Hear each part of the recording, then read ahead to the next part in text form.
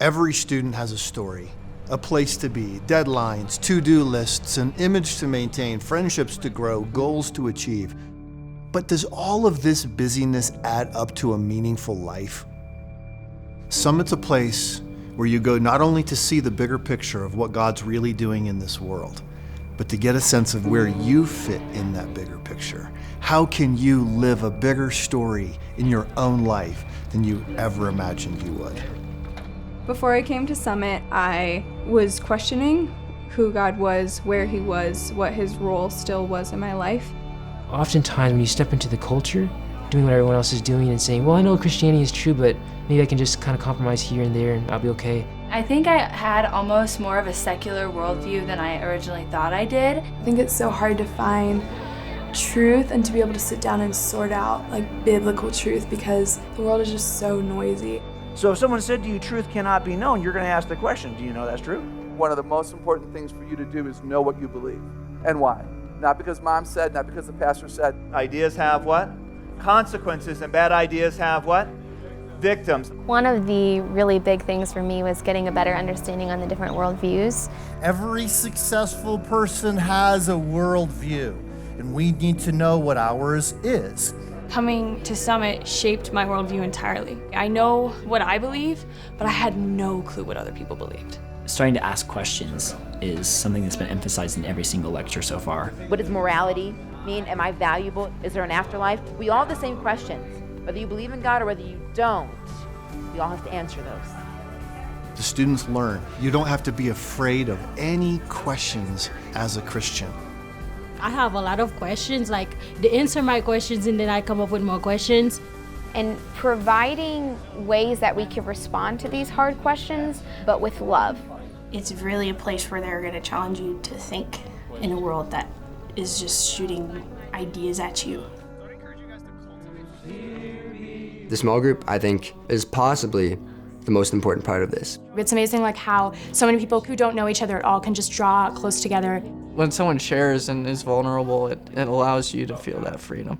The things that I carry into small groups, the way that those things are healed because of the way the Holy Spirit is there, it's been so sweet and such a grace. Something that Summit has taught me, though, is like whenever it comes to the spiritual climb, you need people near you. I've been really impacted by the relationships I'm developing and truly hearing each person's story.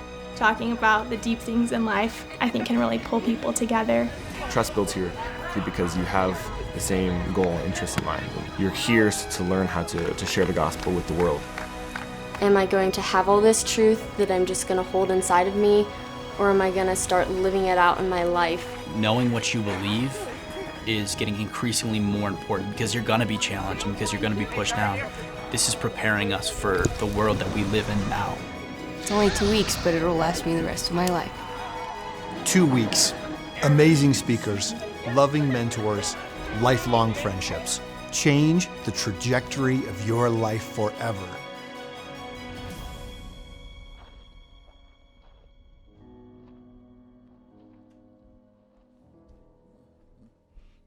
Welcome back, everyone. Those of you on the live feed, welcome back. Good to have you with us.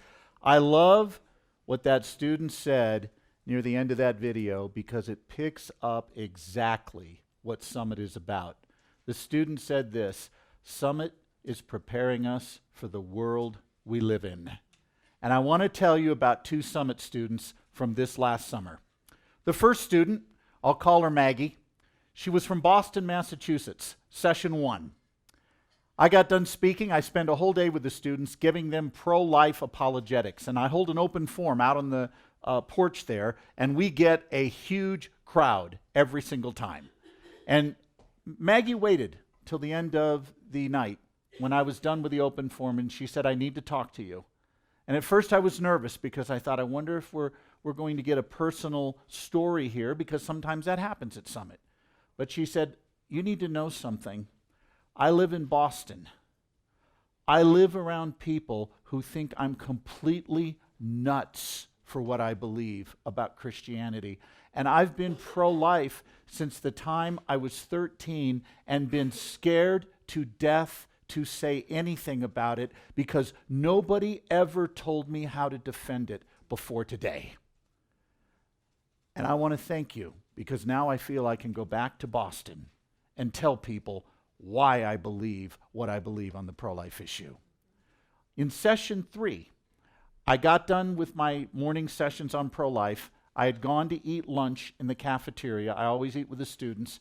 And I was walking back, and over in the far, for those of you that take a tour later on, there's a staircase just off to that way in Summit, in the hotel. And I was walking along that staircase, and I made the turn to go down the next flight of stairs. And there was a whole group of students sitting there I learned from Dallas. And as I walked by, this girl said, "Whoa, whoa, whoa, stop right there. I need to talk to you." She said, "These are all the people from my youth group. And I came to Summit the first night, and I saw your name, and I saw the topic you were going to discuss, and I told all my friends, which you're here with right now, that there was no way you were going to change my mind on abortion, that I was pro-choice, and no way were you going to change my mind." And she looked at me and said, "You changed my mind," and broke down right there. And all her friends said, "Yeah, that's exactly what she said." You want to know why Summit matters? Because we're doing two things here. We're either giving students who agree with us the tools they need to defend what they believe, or we're reaching students who agree with us on some things on a Christian worldview, but their worldview isn't complete, it's inconsistent, and we're helping fill those gaps in their thinking. And that's what I love about this video. The students saying, "Summit prepared me for the world I live in." And that's why all the speakers at Summit are bought into this. This is why we look forward to it. We have shared that vision for students being equipped, and that's what we want to do. Okay, so what I want to do now is review briefly what you heard in the last session. The pro-life position comes down to this, a simple argument. Here's that argument. Premise 1, it's wrong to intentionally kill an innocent human being. That's premise 1. Wrong to intentionally kill an innocent human being. Premise 2, abortion intentionally kills an innocent human being. Abortion intentionally kills an innocent human being. Therefore, abortion is wrong. It's wrong to intentionally kill an innocent human being. Abortion does that. Therefore, it's wrong. Now, to sum up and just bring back into focus what Megan shared with us, I want you to imagine we're about a month into the future and the holiday season is upon us, and you have relatives at your home who don't share your Christian worldview. They don't share your pro-life worldview, but they're around your table. How many of you have family members like that? So since I'm already picking on the city of Boston, let me continue to pick on Boston. Pretend you have an Aunt Betty from Boston who doesn't share your worldview, doesn't share your pro-life worldview for sure, and she's at your Thanksgiving table.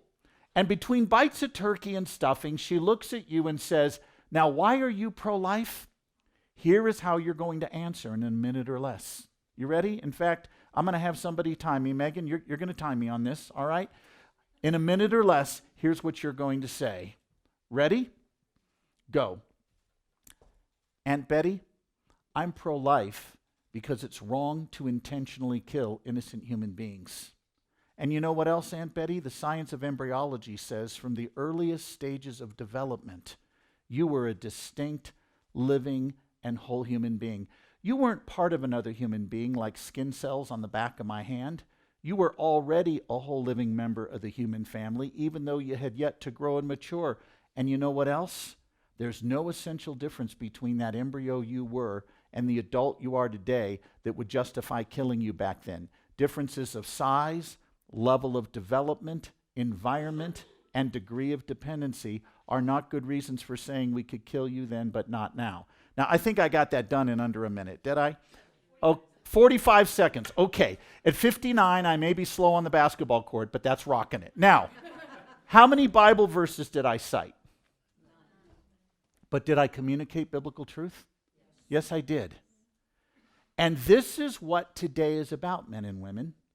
You don't have to have all the answers. Oh, by the way, before I go any further, as I was going through that 1-minute defense, some of you were taking notes faster than broke people at a Dave Ramsey seminar, and you were thinking to yourselves, I really wish he had written that down somewhere. I know that was a terribly bad joke. It was awful. It's after lunch. The carbs are sitting in. I have to keep you awake. For those of you on the live stream, Diet Coke is okay right now. We're going to give you notes of everything that was said here today. In fact, when you leave, you're going to get printed notes. But we're not going to do it until the session is over, lest some of you be tempted to leave. If you do leave early, you will lose your salvation. And I'm a Calvinist, so you'll be in real trouble, all right?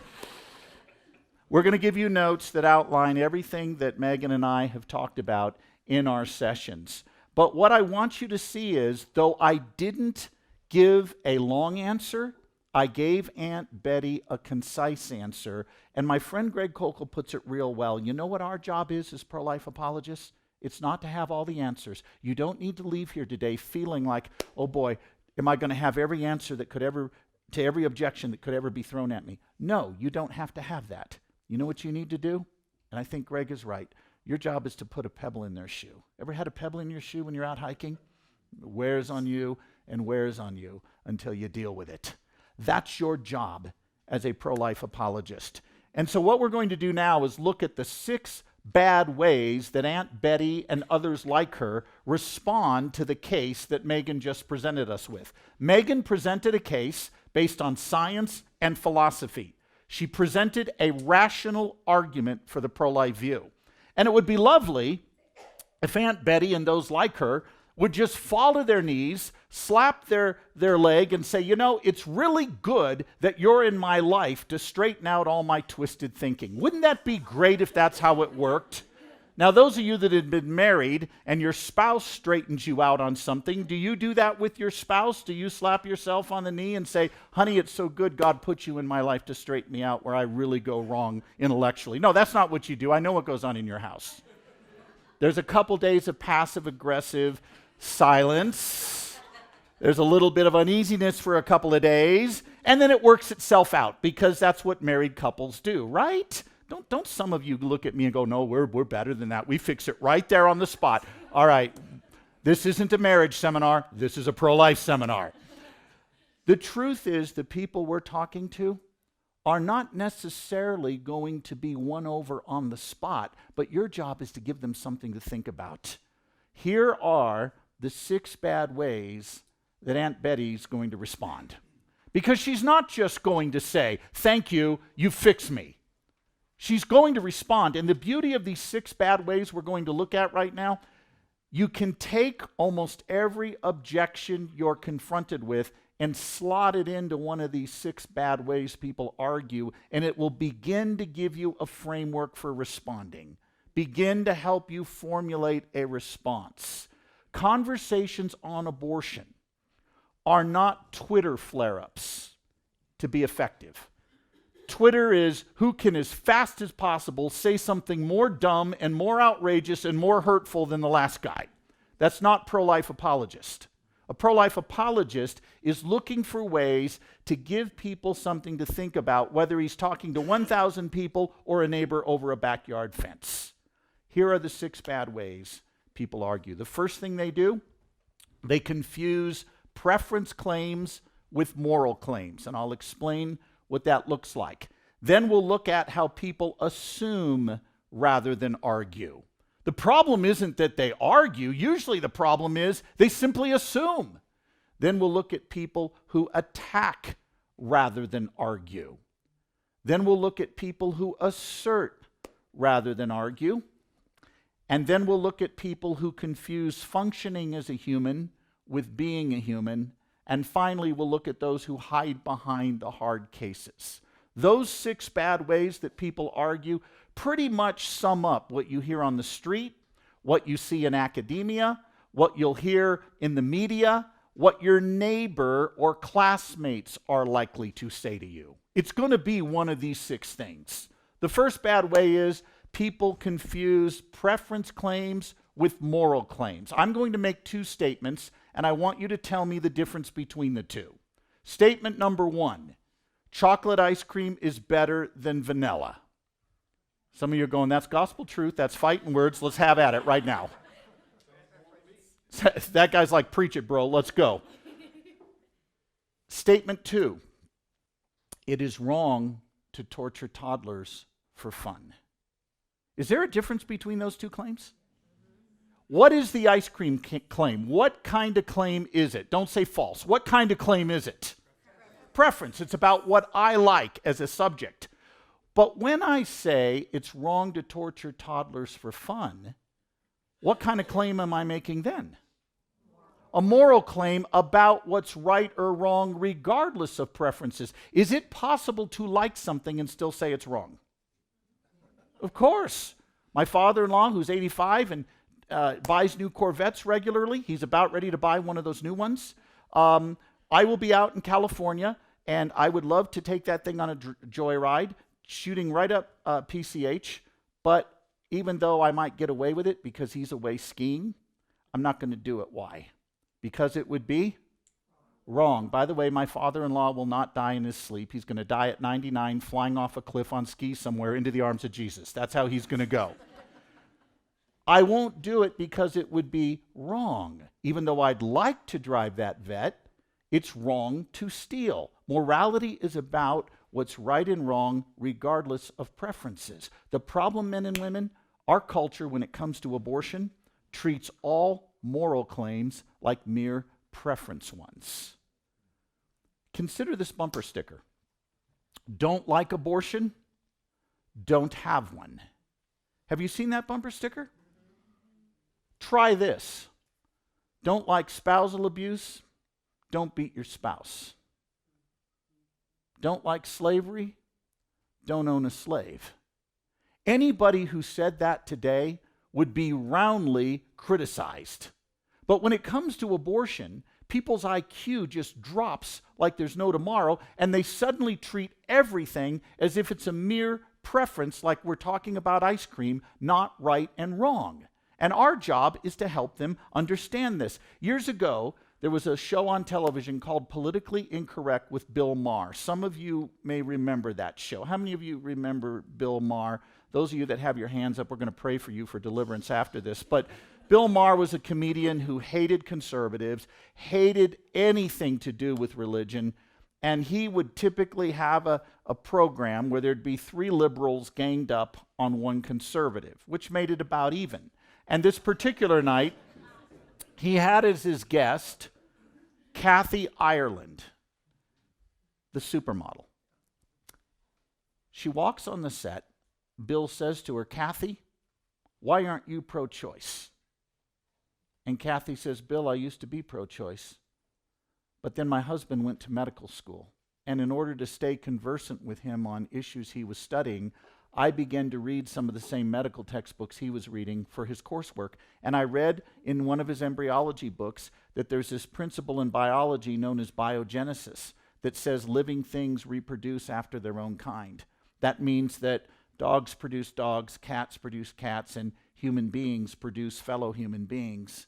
And I reasoned from that if the unborn come from human parents, they too are human beings. And if they're members of the human family, Bill, we shouldn't unjustly harm them. And I believe elective abortion unjustly harms a member of the human family. And that's why I'm no longer pro-choice. Good answer? Grand slam. Clear the bases. Right? You ready for Bill Maher's reply? Well, gee, Kathy, that's just your view. What did he just do? Did he refute her claim? What kind of claim did Kathy Ireland make? Preference or moral? Moral. What did he change it to? Mere preference, as if she were talking about ice cream. This is what the culture does to us on abortion, and we too often let them get away with it. No, we have to stop and recalibrate the person. We call this narrating the debate, where you stop and say, can I make an observation? I just made a truth claim that abortion intentionally kills an innocent human being. You didn't refute it. You just changed it into a preference one that you like better. What's the worldview idling behind this? Relativism. Relativism. Relativism is the belief that right and wrong are totally up to you to decide or your society, but there's no objective principles that we're supposed to get in line with. So you get people who say things like, well, who are you to force your morals on me? Who are you to push your morality on me? Who are you to say what's right or wrong when other people disagree? That's relativism. And you see it everywhere in the culture today, especially on the issue of abortion. Well, how do we respond to this?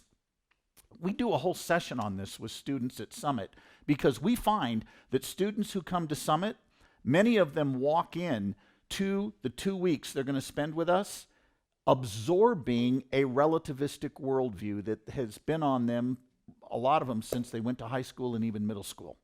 And part of what we do here at Summit is confront that relativistic worldview because it's a huge barrier to understanding the Christian worldview. Why is relativism flawed? What goes wrong with it? Why should you never be silenced by it? Here's why. First, relativism is self-defeating. I'm going to say a few sentences, and I know it's after lunch. I know the carbs are setting in, but I want you to see if you can spot the flaw. Ready? My brother is an only child. I saw him on Oprah. I can't speak a word in English. Don't take anybody's advice on anything. You're in rare form as usual. Question authority. The Broncos are going to win the Super Bowl. No. What's wrong? What's wrong with all those statements? They self-defeat. The minute I say them, they fall apart. Here's what happens to pro-lifers. You lay out your case that the unborn are human. You make your case from science and philosophy, as Megan just did for us. And you know what Aunt Betty does? She looks at you and says, well, that's just your opinion. That's just your view. What worldview is Aunt Betty espousing at that moment? Relativism. And the problem is, relativism can't live with its own ground rules. As soon as you say you shouldn't impose your views on others, what have you just done? It's like saying there are no moral rules. Oh, but here's one. Don't impose your views on others. Be tolerant of everybody else. This is an argument that literally commits suicide. And yet millions of Christians have absorbed it. They confuse preference claims with moral claims. The second problem with relativism, you can't say anything is wrong, including intolerance. Mother Teresa? Adolf Hitler? Well, Mother Teresa liked to help people. Hitler, well, he liked to annihilate them. Who are we to judge? But we know better, do we not?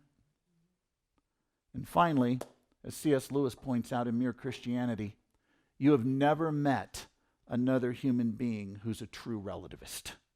Because the very man who says, you shouldn't cut me off in line or you shouldn't steal my orange, and then turns around and says, oh, there are no objective moral principles, has just cut the ground from underneath his own complaint. This is the problem. People hear about abortion and they confuse the type of claim we're making. We are not claiming we dislike abortion. We're claiming it's wrong. And they have to answer the claim on our terms, not change it to something they like better. Second problem. Not only do people confuse moral claims with preference claims, they simply assume rather than argue. Megan gave you a tactic for doing this. It's called trot out the toddler. Every time you hear someone make a case for why abortion ought to be allowed, ask yourself instinctively, as Megan instructed you to do, would this work as a good argument for killing a toddler? You are not using the argument, or the tactic, I should say, to say the unborn and toddler are the same. You'll do that later when you argue science. Rather, you're showing that's the issue.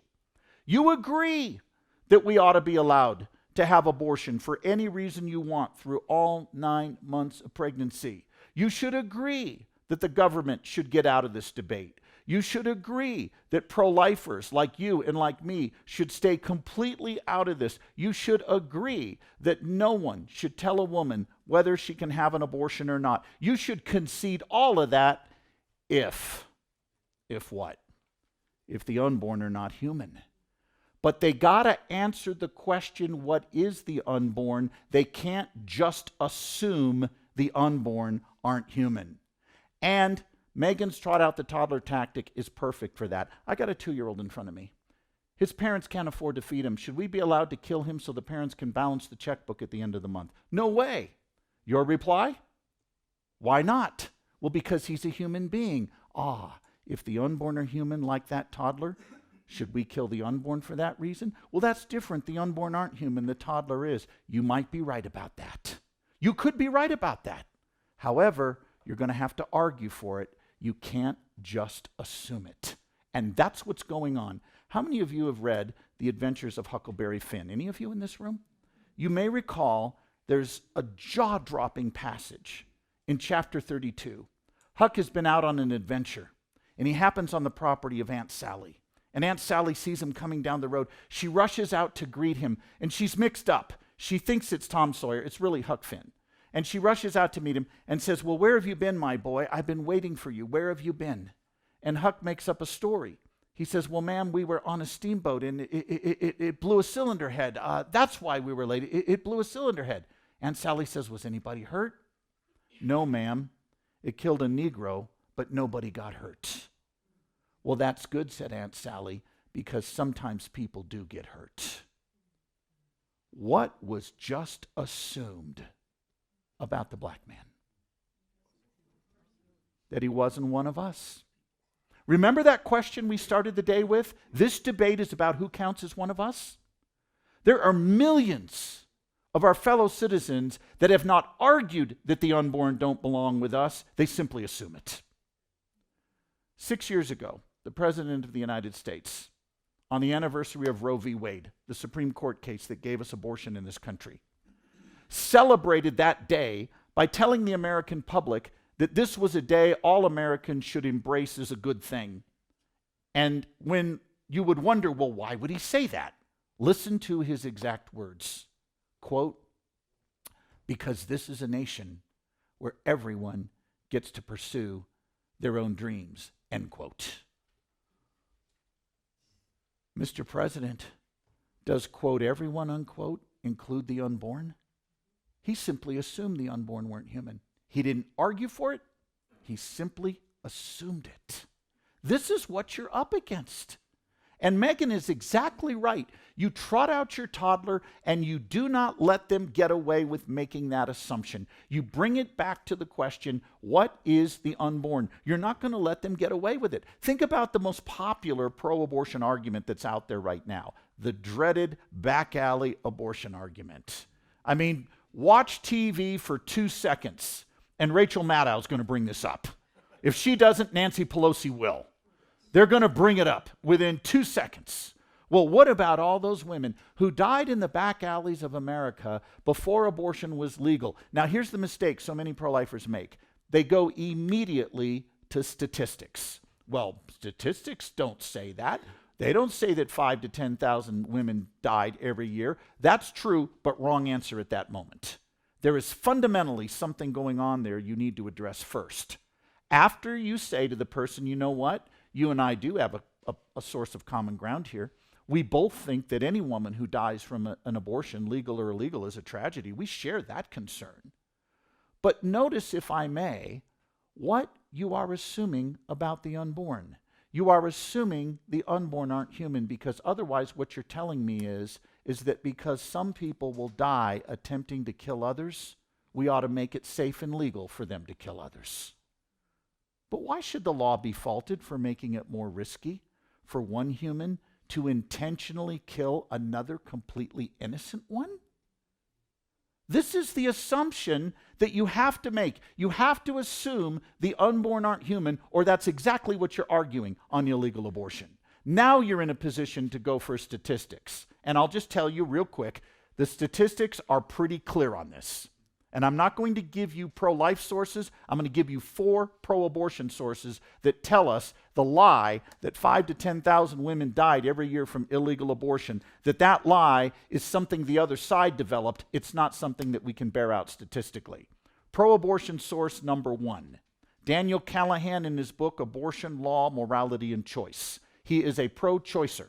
He says the claim that 5 to 10,000 women died every year from illegal abortion cannot be sustained statistically for this simple reason. Only 40,000 women of reproductive age die of all causes annually in the U.S. To say that so high a number comes from one source, illegal abortion, is beyond absurd. Source number 2, Christopher Tietz, Planned Parenthood's own medical statistician in the late 60s and early 70s, called the claim of 5 to 10,000 deaths a year unmitigated nonsense, unquote. Source number 3, Mary Calderon, Planned Parenthood's medical director, in the early 1960s in an American Journal of Public Health article in August of that year, said that the death rate from illegal abortion is so low it's not even worth commenting on. Why is it so low? Because the widespread introduction of penicillin has made all surgical procedures safe, and nobody is dying at the rate they used to die from surgeries, legal or not, because penicillin has reduced post-op affections to almost zero. Fourth pro-abortion source, Dr. Bernard Nathanson wrote a book in 1979 called Aborting America before he was fully pro-life. He was the co-founder of NARAL, the National Abortion Rights Action League, and in his book, which is a history of the pro-abortion movement, Dr. Nathanson says that he and Lawrence Lader intentionally made up the figure out of thin air of 5 to 10,000 deaths a year and sold it to the media who never questioned it. Notice we cited pro-abortion sources, but before we went to sources, please note, we dealt with the underlying philosophical problem, people assuming the unborn aren't human. We start there. Third bad way people argue. They attack rather than argue. I want to give you right now the 3 most important words for a pro-life apologist. And I want you to write these down. Word number 1, syllogism. Remember that syllogism we just gave you a moment ago? Premise 1, it's wrong to intentionally kill innocent human beings. Abortion does that, therefore it's wrong. That's a syllogism. Word number 2 that is vitally important for a pro-life apologist, syllogism. Anybody want to guess what the third one's going to be? Boy, you guys are all prophets. This is amazing. Now, why would I say that? Because you may remember I started our time together by asking you, how many times have you been in a conversation with somebody where they just changed the subject on you and did not keep the main thing the main thing? Megan presented an argument for the pro-life view. She argued from science that the unborn are distinct, living, and whole human beings. She argued from philosophy that there's no essential difference between that embryo you were and the adult you are today that would justify killing you back then. And our critics don't answer that argument. Instead, they attack us personally. Oh, you're pro-life? How many unwanted kids have you adopted? Oh, none? There goes your whole case. Hold it. Wait a minute. Let's go back to our syllogism. It's wrong to intentionally kill innocent human beings. Abortion does that. Therefore, it's wrong. Suppose you are a cruel, evil conservative and you don't give a rip about kids once they're born. Suppose you're that bad.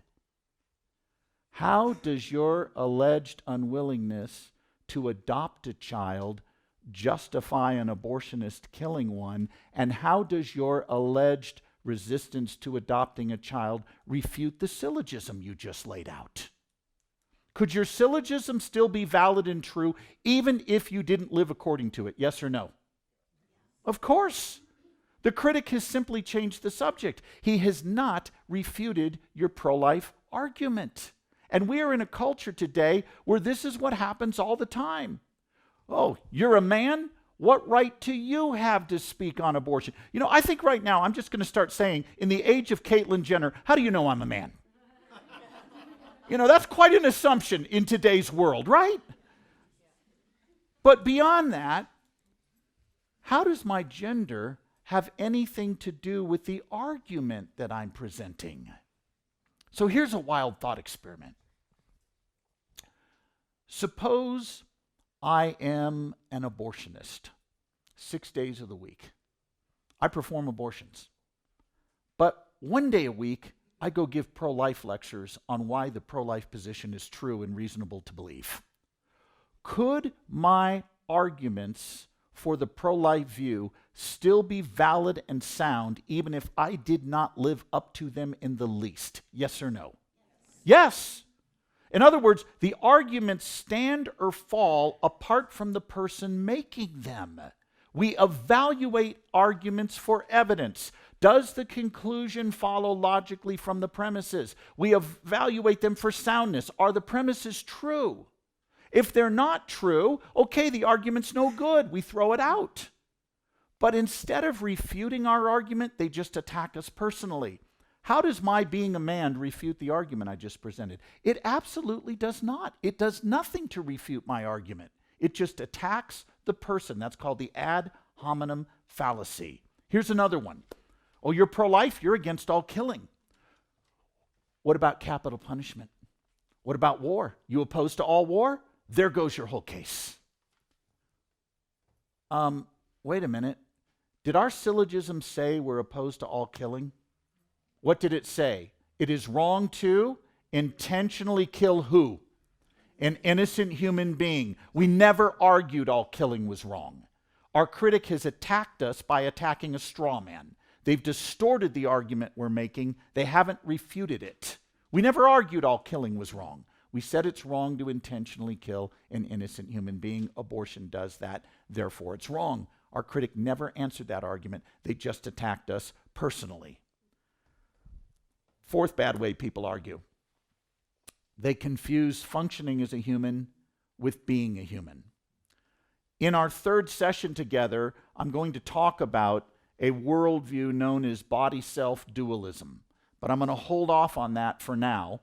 And instead, I'm going to ask you in just a moment to look around the room and stare at some people. So get ready on the count of 3.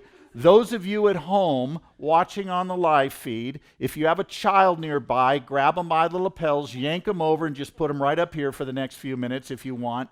But the rest of you, when I say go, I want you to look. Ready? Go ahead, stare at some people. All right? What makes us equal? Or if you will, what makes us valuable? Megan made a very good point in her session. If our value is based on traits that come and go, and we don't share those traits equally, human equality is a myth. Are we all equally self-aware right now? How many of you had coffee in the break? Not that decaf stuff that Satan invented. I'm talking about the real deal, all right? If you did, you're probably doing real well right now. If you didn't, you may be this side of comatose. I don't know. We're not equally self-aware in this room right now. Are we all physically equal in this room right now? No. I can tell you at age 59, I cannot play basketball like I did at age 21.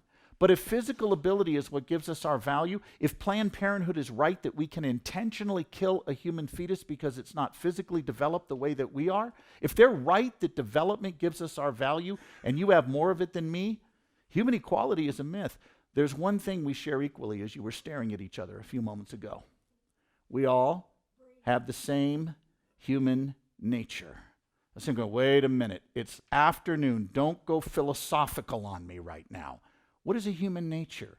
Well, all living things have natures that define the kind of things they are. Dogs have dog natures. Your pet turtles have reptile natures. Cats, I have learned, have satanic natures. You have a human nature that determines the kind of thing that you are. It sets your ultimate capabilities.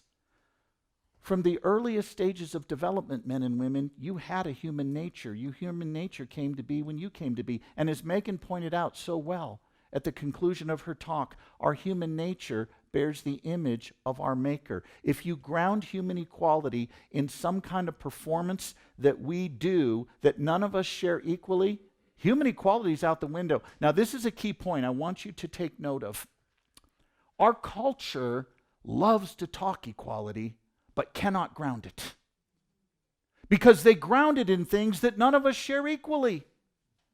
We as Christians, and this is something we drive home to Summit students, when students come to Summit, they learn the true foundation for human equality.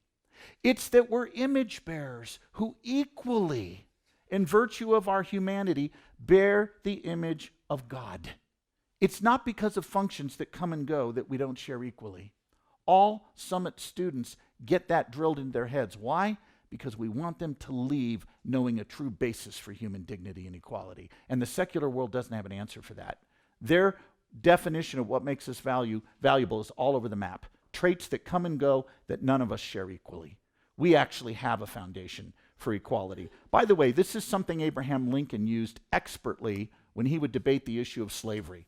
Lincoln's critics would look at him and say, "Mr. Lincoln, that slave differs from us." And Lincoln would say, "So, does he differ from us in ways that justify enslaving him?" And to quote Lincoln word for word almost, here's Lincoln's reply. "You say man A is white, man B is dark. Oh, it is skin color then? The fair-skinned man having the right to enslave the dark-skinned man? Take care, by that rule, you're a slave to the first person you meet with skin fairer than your own. You say it's not skin color, it's a matter of intellect. The white man you allege has superior intellect to the dark man. Take care again, by that rule, you're a slave to the first person you meet with an intellect superior to yours. You say it is not skin color, it is not intellect, it's a matter of interest. The white man having it in his interest to enslave the dark man. Take care yet again, by that rule, you're a slave to the first person who can make it his interest to enslave you." Do you see what Lincoln just did there? All these arguments that people put forward to somehow dehumanize a victim class work equally well against those doing the enslaving. Peter Singer, Megan cited him, and I agree with her. One thing we like about Peter Singer, though his conclusion is barbaric, he's consistent. Singer says, newborn is not self-aware, fetus isn't self-aware. You can kill both. Planned Parenthood, you're inconsistent because you want to draw an arbitrary line at birth when there's no line that can be reasonably drawn. At least he's consistent. When we talk about human value, men and women, we can be confident that our basis for it stands up in the real world. That we can actually say why humans matter because they have that foundation of being made in the image of their Creator. Final bad way people argue, they hide behind the hard cases. Two types of people are going to bring up rape. The inquirer and the crusader, and you're going to treat them differently. The inquirer is going to say, I understand your pro-life argument, I'm following it, but I just can't imagine telling my 14-year-old daughter she has to give birth if she were raped after that, because, you know, every time she looks at this kid, she'll remember what she went through, and I can't imagine telling her that. You look at the inquirer at that point, and you do this. You build common ground with her, and you say the following. You know what? You're right.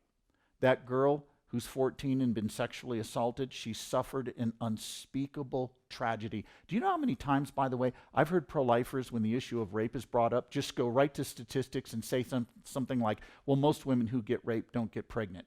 How about showing a little empathy here? We're talking about sexual assault. Can we at least acknowledge this? You and I share a common thing. That woman suffered a terrible injustice.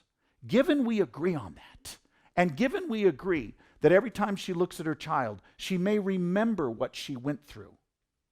Given our agreement on those points, how do you think a civil society should treat innocent human beings who remind us of a painful event? Is it okay to intentionally kill them so we can feel better? Now, at that point, the inquirer, though not necessarily ready to come full circle, is at least following your logic and at least understands the worldviews in play. The crusader, he just wants to make you look bad. So I'm going to treat him differently. I'm going to call his bluff.